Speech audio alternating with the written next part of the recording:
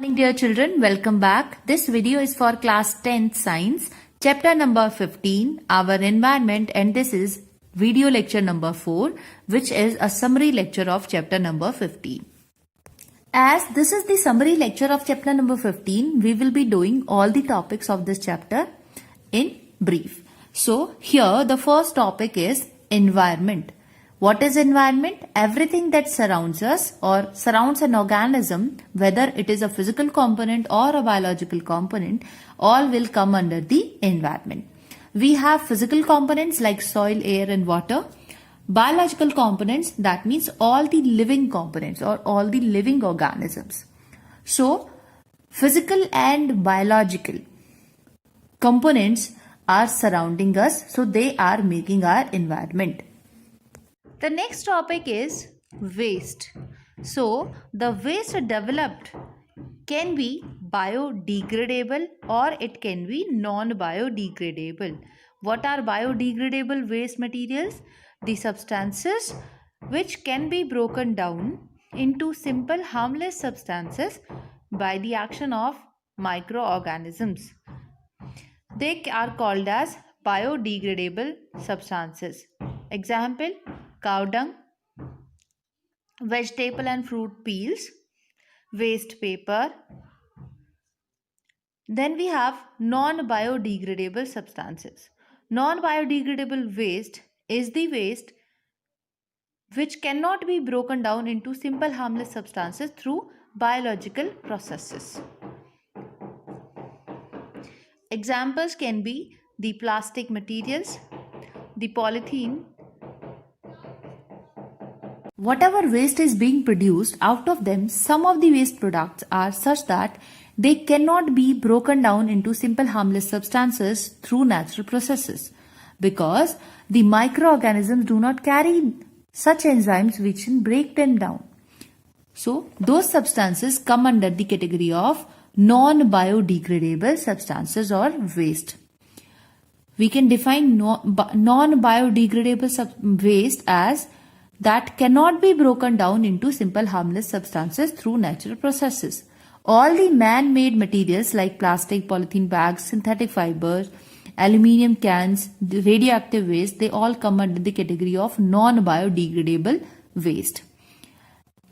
They can affect the environment because they can enter into the food chain, they can contaminate the groundwater sources, they can reduce the soil fertility. The next topic is ecosystem. What is ecosystem? The system where all the living things interact with each other and with the surrounding physical components. So here you can also say that where the biotic components of the environment interact with the abiotic components of the environment, that area or that system is called as ecosystem. Inside the environment there are numerous ecosystems present. Ecosystem can be natural or it can be artificial. The ecosystem which are maintained by nature, they are called as natural ecosystems. Which are man-made are called artificial ecosystems. Natural can further be divided into terrestrial or land-based natural ecosystems or aquatic natural ecosystems. For terrestrial, we can have the example of forest. For aquatic natural ecosystem, we can have the example of lake or river. Artificial ecosystem can also be categorized into the same categories: terrestrial or land-based and aquatic or water-based. So here, for terrestrial, we can have the example of the crop fields or the gardens. For aquatic, we can have the example of ponds or aquarium, which are artificially created by men for their own benefit. Now we have the components of ecosystem. So we know that in an ecosystem, biotic and abiotic components are there, where biotic components are further being categorized into producers, consumers and decomposers. Biotic means all the living organisms. So producers are the one which can make their own food, which are also called as autotrophs. So plants and blue-green algae, they are called as producers. Then we have consumers, which are dependent on producers for their own food. They are also called as heterotrophs. They can be further divided into herbivorous, carnivorous, omnivorous or parasites. Now the third category is decomposers. Decomposers are the organisms which work on the dead and decaying organisms or the waste produced by the consumers. Abiotic components are being divided into three different factors: climatic factors, organic factors and inorganic factors. So climatic factors are the temperature, humidity, the intensity of light, whereas organic means the availability of the nutrients. For example, proteins, vitamins, fats, carbohydrates, sugar. Inorganic means carbon dioxide, oxygen or nitrogen. So, by combining these all, ecosystems are made. If we talk of functioning of an ecosystem, then producers, they absorb CO2 and water from the environment and trap the sunlight and the photosynthesis takes place, where the inorganic substances are converted into organic substances or the food. The consumers utilize this energy stored by the producers, and when consumers they die, decomposers act on their body and convert them back into the simple component. Is food chain. Food chain is a sequence of living organisms in which one organism consumes the other organism or plant. So here with the help of block diagram, we have taken one example of food chain where the grass, which is the producer, is eaten up by grasshopper. Then grasshopper is further eaten up by frog and frog is further eaten up by eagle. So here each organism is getting their food from the either directly or indirectly from the producers. So here each organism is having a position in the food chain which will be called as a trophic level in the food chain or trophic level of that organism. So here the producers, they are always at the first level and they are having the maximum amount of energy, and then this energy flows from the producers towards the consumers. So unidirectional flow of energy takes place here, and the energy keeps on decreasing as food chains, they always follow the 10% law, according to which only 10% of the total received energy is being transferred to each successive trophic level. That means if energy has to be transferred from producer to the herbivorous organisms, then whatever amount of energy is present here, out of that only 10% will be transferred to the grasshopper or to the next trophic level, and the same will be repeated for the next trophic level as well. Food web. As the name itself suggests, web means a network. So the network of various food chains is called a food web. So here 2 or more than 2 food chains will be interlinked with each other through 1 or 2 organisms. So that will form a food web or a network of food chains. Depending upon the number of organisms involved, food chain can be simple or it can be complex. Next term is trophic levels. So trophic word means food or feeding. So here the various links in a food chain, as we say that the food chain starts from the producer and then herbivorous organisms, they eat up the plant products. So herbivorous organisms will be at second level, producer will always be at first level. So this linkage between the two levels is called the trophic level. So Actually, the trophic levels, they relate the position of an organism, that producers are placed at first position and the herbivorous organisms are placed at secondary position. For example, if plants are directly eaten up by humans, then producers are the plants, consumers are the humans. So here we have two trophic levels only. First position is given for two plants and the second trophic level is given to humans. Then another example can be if plants are eaten up by goat and goat is eaten up by humans. So here we have three different positions for the organism. So three trophic levels. If we have another example where grass is eaten up by grasshopper, grasshopper by frog, frog by snake and snake by eagle. So here we have the five different organisms which are eating up one another. So here we have five trophic levels. The next topic is flow of energy, that how the energy flows in a food chain. So we know that sun is the ultimate source of light, which gives us the light to the producer to make their food. Producers, they also take up the CO2 and H2O from the environment. After that, they make their food or they convert the light energy into chemical energy. That energy is utilized by the producers for their own respiration and growth. Some of it is being excreted in the form of heat energy in the environment. So it is called as community heat. Then out of this, 10% of energy is being transferred to the herbivores when they are eating up the plants or plant products. Herbivores also utilize some amount of energy for their metabolic activities.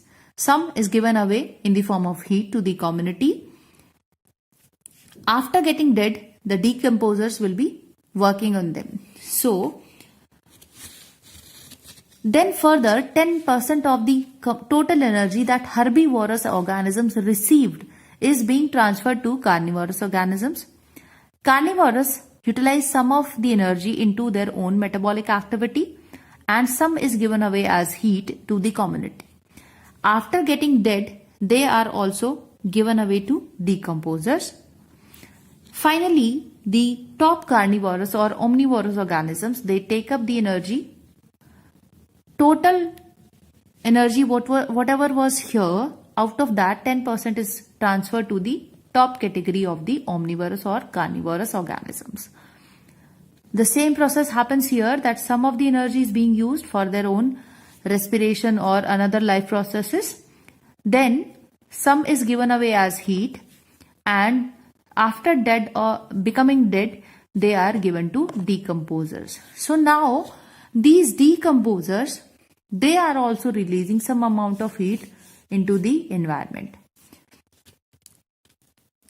So what is being done here? That the heat which is coming up from the producers, consumers and the decomposers is called the community heat. So this is how the transfer of energy from producers to the consumers takes place. Some important points to note here are that energy is being converted and not created. Energy is transferred from one trophic level to another. Energy is always lost. Energy is maximum at producer level and minimum at the top carnivorous level. Next topic is 10% law. This law states that only 10% of the energy entering a particular level in a food chain is available for the transfer to next trophic level. So if we have the grass, deer and lion in a food chain and a total of energy of 100 joule is here at the producer level. So only out of this 10% will be transferred to deer. Then out of this 10 joule, only 10% of it, that means 1 joule will be transferred to the lion when lion eats up the deer. So this is called as 10% law. That means only 10% of energy or total energy that one trophic level is having is being transferred to the next trophic level. Next topic is ecological pyramids. Ecological pyramids are the graphical representations of various trophic levels in a food chain. So, ecological pyramids are further of three different types: pyramids of numbers, pyramids of biomass and pyramids of energy. Pyramids of numbers. The number of organisms at different trophic levels, when they are represented in the form of pyramids, then they are called as pyramid of numbers. As the number of organisms in a food chain successively can increase or decrease. So the pyramids of numbers can be either upright or inverted. Then we have pyramids of biomass. Pyramids of biomass shows the total biomass of all the organisms at each trophic level. So that can also increase or decrease. So here we can have the example of grassland or a pond ecosystem. So in a grassland ecosystem, the biomass decreases as we go from producers towards consumer, and in a pond ecosystem, the biomass increases as we go from producers towards the consumer. So here the biomass for pyramid of biomass for pond ecosystem will be inverted, and pyramid of biomass for grassland ecosystem will be upright. Similarly, for pyramids of numbers, we can have the example of grassland ecosystem and tree ecosystem. Grassland ecosystem is upright and the tree ecosystem is inverted. Then we have pyramid of energy. So pyramid of energy shows the rate of flow of energy at successive levels of trophic levels of a food chain. This is always upright and it follows the 10% law.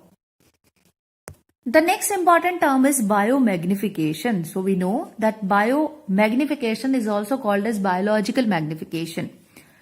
Biomagnification is a phenomena by which harmful chemicals are accumulated in the tissues of organisms at higher levels in a food chain. Why it happens? Because of the use of fungicides, pesticides and herbicides to protect the crops. Because of that, they are mixed up in soil and water bodies. From there, they are taken up by plants and aquatic animals or plants.